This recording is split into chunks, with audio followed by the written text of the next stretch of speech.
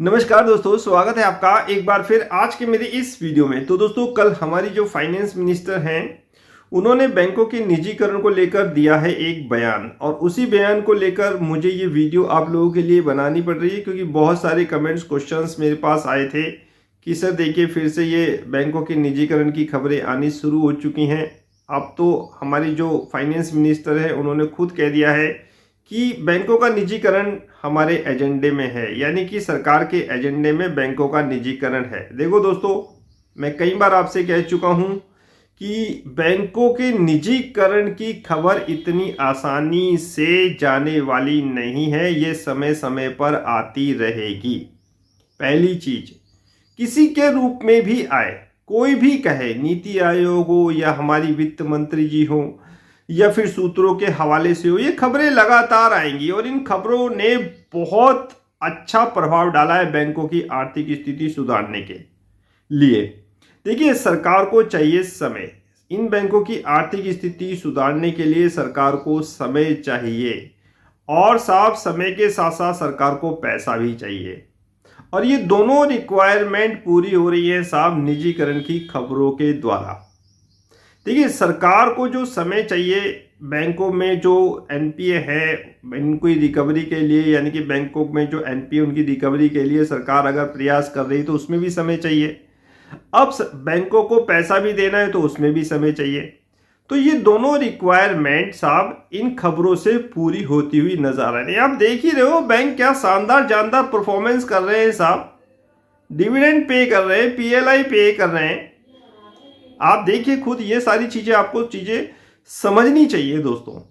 तो इससे ये मतलब नहीं निकालना चाहिए कि अगर हमारी वित्त मंत्री जी कह रही हैं कि उनके एजेंडे में बैंकों का निजीकरण है तो आनन फानन में बैंकों का निजीकरण कर दिया जाएगा। ऐसा कुछ नहीं है, ठीक है, ऐसा कुछ नहीं है। आपने पूरा अगर आर्टिकल वो पढ़ा होगा, अभी भी मेरे व्हाट्सएप और टेलीग्राम चैनल पे लगा हुआ, उसमें ये उन्होंने ये भी कहा है कि बैंक अब प्रॉफिट में आने लगे हैं, बैंक अब शानदार जानदार परफॉर्मेंस करने लगे हैं। इसलिए उन्होंने नई लिस्ट बनाने के लिए कहा है कि नई लिस्ट बनाइए साहब, देखिए कि कौन सा बैंक दिक्कत परेशानी में है, फिर उसी बैंक पे फोकस किया जाएगा। फिर सरकार उस बैंक की स्थिति को और भी ज्यादा सुधारेगी।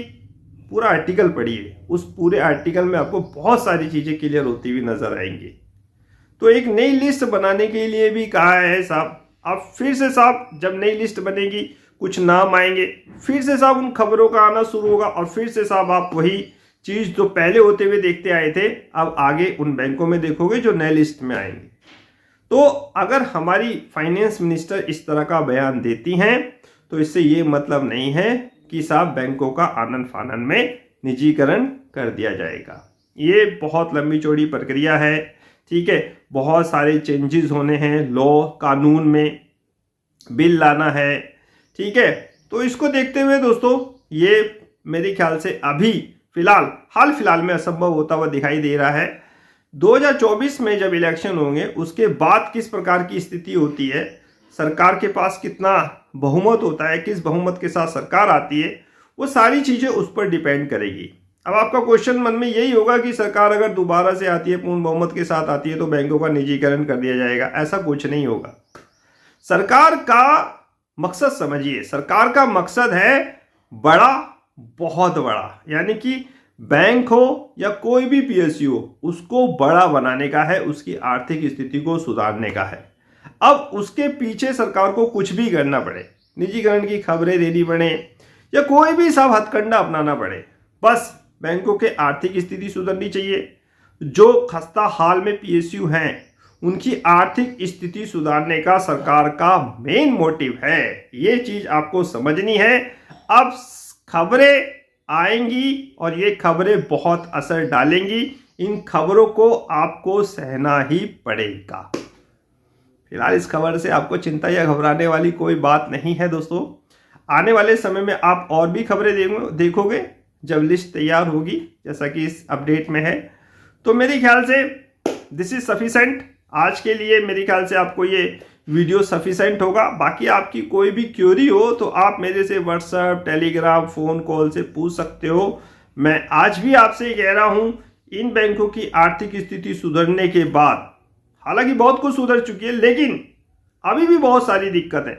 जब ये साहब बहुत अच्छी तरह से हो जाएंगे ना, कल मैंने एक आर्टिकल लगाया था अपने व्हाट्सएप पर, आपने देखा भी होगा, एक फोटो लगाई थी, मैं यहाँ नहीं बता सकता, अगर आप व्हाट्सएप ग्रुप पे हो तो आपको याद आ जाएगा। ये सरकारी बैंक ऐसे बन जाएंगे दोस्तों कि पब्लिक इनके शेयर्स लेने के लिए ललायत रहेगी, खरीदने के लिए बेताब रहेगी। 1000 में SBI, देखिए आज आपको ये अटपटी लगेगी बातें, लेकिन एक दिन आपको याद होगा जब 162-60 पे SBI था, तब भी मैंने कहा था कि ये SBI 500 का आंकड़ा टच करेगा।